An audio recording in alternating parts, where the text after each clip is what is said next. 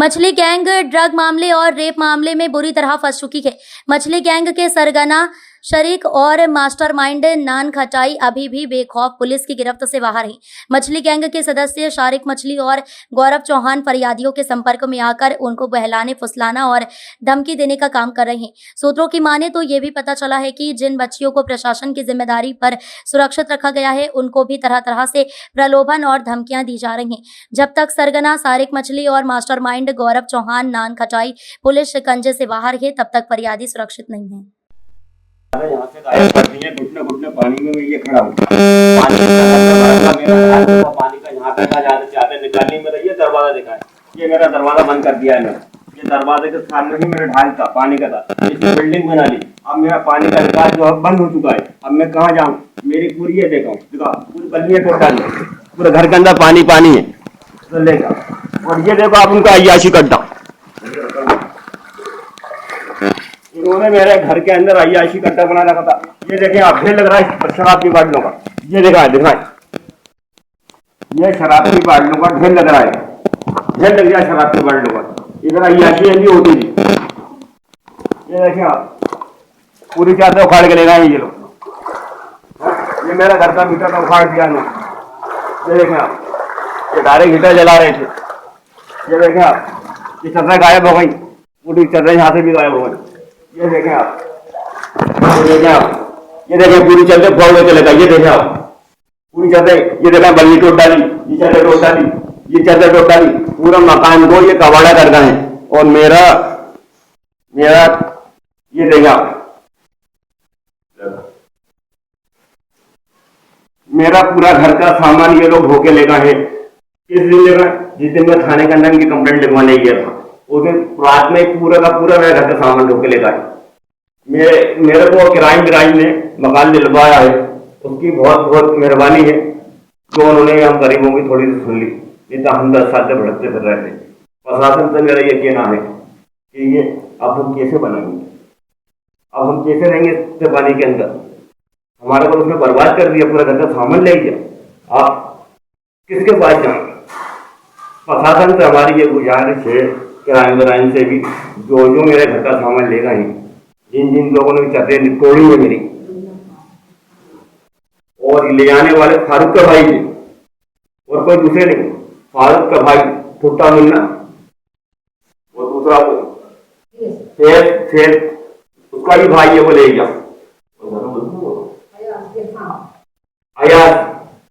अयाज भी मेरे घर के अंदर उसका पूरा सामान ढो के लेके गए। अयाज जो है शाहिद का मामू है, मामू है शाहिद का। ये लोग बहुत जुल्म कर रहे हैं हम लोगों पर। अभी भी हम लोगों को यहाँ से लोग निकलना है तो आने दे, तू जा रहा है, उड़ा के देखना है, गाली तू जा रहा है, क्योंकि हम खावाएंगे और वो खावाएंगे कि वो उस तरफ के रहने वाले हैं, झुग्गियों वीडियो डालिए नहीं, उन लोगों को हम पहचानते नहीं। ये नए लोग कौन है? आज भी हमें सताया जा रही है।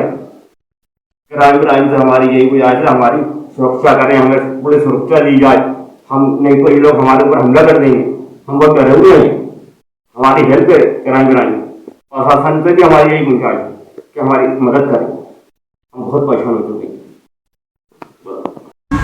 जी, मेरा नाम राजेश तिवारी है, पिताजी का नाम स्वर्गीय भगवान दास तिवारी है।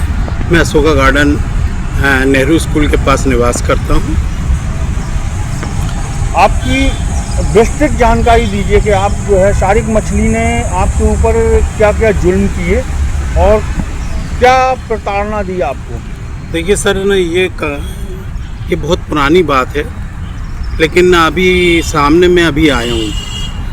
ये 2016 की बात है।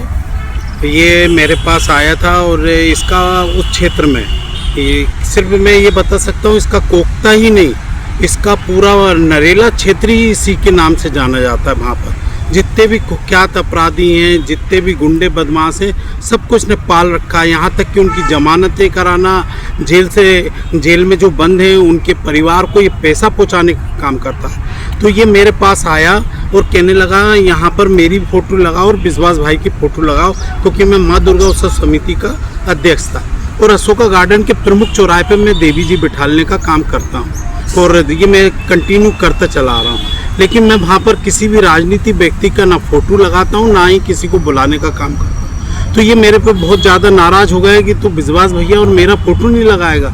मैंने कि नहीं, मैं किसी का फ़ोटो नहीं लगाऊंगा, आपका ही नहीं, मैं किसी और राजनीतिक पार्टी का।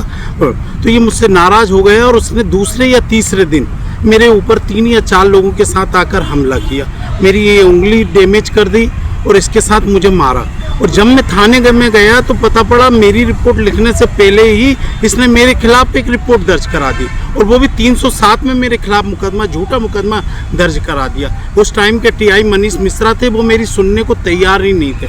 फिर बाद में मुझे मालूम पड़ा कि मनीष मिश्रा का ऐसे ही झूठी रिपोर्ट लिखने का काम है, तो इन्होंने मेरे खिलाफ एक झूठी रिपोर्ट दर्ज करा दी। लेकिन फिर भी मैंने बताया कि मेरे को चोट लगी है, तो इसके खिलाफ भी 324 का प्रकरण बनाया है, जिसमें मैंने सारिक और 3 अन्य लोगों के नाम डाले थे। इसके बाद जब मेरे ऊपर केस बन गया, मुझे जेल भेज दिया गया, मेरी कोई सुनी नहीं गई। तो इसके बाद जब इसके खिलाफ केस चालू हुआ तो इसने मेरे को विगत 4 साल बाद 2021 में 29 अक्टूबर 2021 में इसने नेहरू चौराहे से मुझे बलपूर्वक उठाया। जब मैंने उसको प्रयास किया तो मेरे साथ एक अमित नाहर करके लड़का था, उसने भी विरोध किया, तो उसको इसने रिवाल्वर दिखाई और फिर मुझे रिवाल्वर की नोक पे ज़बरदस्ती, एक लाल रंग की थार थी, उसमें ज़बरदस्ती मुझे बिठाला और मुझे सीधे लेके गया कोकता के फार्म हाउस पर। जब मैं वहाँ कोकता के फार्म हाउस पर पहुँचता हूँ तो देखता हूँ कि एक लड़की को तो ये घसीटते हुए, उसके बाल पकड़ते हुए अंदर खींच के ले जा रहे थे दूसरे। मैं वहीं घबरा गया कि इसका मतलब है कि ये कहीं मैं गलत जगह आ गया, क्योंकि मुझे फिर इसने ले जाके दूसरे कमरे में बंद किया। लेकिन उस लड़की को जिसको बाल पकड़ के खींचते हुए जो इसके आदमी ले जा रहे थे, तो उसको दूसरे कमरे में ले गया। तो वहाँ से मुझे कई लड़कियों की चीखने की आवाज़ आ रही, जैसे ये उसके साथ गलत कृत्य कर रहे होंगे। भाई मैं इतना भी कह सकता हूँ कि इन्होंने मालूम नहीं कितनी लापता लड़कियों को उठा के तालाब में पटका, क्योंकि इनके समीप ही इनके अवैध तालाब इन्होंने कब्जा कर रखा हुआ है। वहाँ पर 4-4, 5-5 हज़ार लोगों की मिनी पाकिस्तान टाइप की एक बस्ती बसा रखी है, जहाँ इनके सिवा किसी की नहीं चलती। यहाँ तक कि इनके निवास पे राजनेता, पुलिस वाले सब ऐसे दस्तक देते कि सलाम ठोकते, इसका ऐसा प्रभाव था। इन्होंने मुझे जाकर जब उस कमरे में बंद करके इसने मुझे बेल्टों से और डंडों से मारना चालू करा। इसके साथ 3 साथी और थे, तो जैसे सामने आएंगे तो मैं पहचान जाऊंगा। इन्होंने मुझे मारना प्रारंभ करा। फिर इसके बाद इसने मुझे एक द्रव्य चटाया जो मुझे लगता है एमडी था, इसने तो मुझे नशा टाइप का आ गया। फिर जब दूसरे दिन सवेरे उठा तो ये फिर इसने 10 बजे से सिर्फ मुझे मारना चालू करा। 10 बजे से मारना चालू करा। जब मैंने इसके हाथ पांव जोड़ना चालू करे तब इसने मेरे से मोबाइल लिया और मेरे में ICICI बैंक का वो था, तो इसने मेरे बैंक से मेरे से पूरा कोड नंबर पूछा और इसने 50,000 उसी टाइम 11:34 पर दिन में 50,000 इसने अपने एक साथी के फ़ोन पे डाले।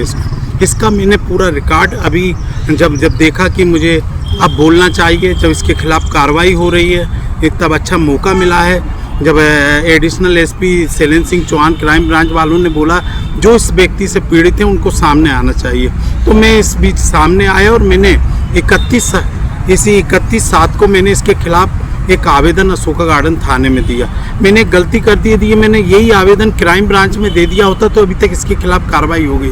लेकिन मैंने 31/7 को अशोका गार्डन थाने में मैंने इसके खिलाफ आवेदन दिया। जब कार्रवाई नहीं हुई तो मैंने ये आवेदन ले जाकर CP साहब को बताया। CP मिश्रा जी ने तुरंत जोन 1 के जो DCP हैं उनको बोला कि ये लड़के के, इस आदमी की कंप्लेंट दर्ज की जाए। लेकिन मैं देख रहा हूँ कि CP साहब ने 2 बार बोला, एडिशनल CP अवधेश गोस्वामी जी हैं, उन्होंने 2 बार बोला कि तुम रिपोर्ट क्यों नहीं दर्ज कर रहे, उसको शशांक जी को बोला। लेकिन मुझे समझ में नहीं आ रही, आज 12-15 दिन होने वाले हैं, जांच चल रही है। अब ये कब तक जांच चलती है, ये तो मुझे ऐसा लग रहा है कि सामने वाले को भागने का पूरा मौका दिया जा रहा है, या फिर वो मुझ पर फिर अटैक कर दे, या मेरे को कहीं ना कहीं फंसाने का काम करे, इस प्रकार के लेता है। आपको क्या लगता है कि कौन इसमें जो है मतलब लापरवाही कौन कर रहा है, TI के DCP के कमिश्नर? TI ने तो पूरी कार्रवाई करके DCP को सौंप दी है। अब DCP साहब को आदेश देना, लेकिन DCP साहब मालूम नहीं किसके दबाव में है कि काम नहीं कर रहे हैं। बल्कि वहीं CP साहब मेरे सामने 2 बार बोला, फ़ोन पर बोला उन्होंने कि इसकी कंप्लेंट दर्ज हो। बल्कि गोस्वामी जी ने भी मुझे बोला कि आप जाकर मिलो, मैंने बोल दिया है वो रिपोर्ट दर्ज करेंगे, लेकिन मालूम नहीं क्यों नहीं करना चाहते। तो आपको लगता है कि पुलिस कहीं ना कहीं इसमें लापरवाही बरत? लापरवाही में ये तो मेरे लिए, क्योंकि ये समाचार दैनिक भास्कर में प्रकाशित हो गया। अब जब ये समाचार प्रकाशित हो गए तो मुझे डर है कि वो फिर कहीं ना कहीं, क्योंकि वो तो अभी बंद हुआ नहीं है, अभी वो फरारी काट रहा है या क्या कर रहा है, वो अपनी चालें तो चल रहा होगा ना, वो किसी भी तरीके से लोगों को आने नहीं देना चाह रहा। हो सकता है मेरी कंप्लेंट दर्ज हो जाए तो ऐसे कई पीड़ित लोग हैं जो सामने हैं। Thank you.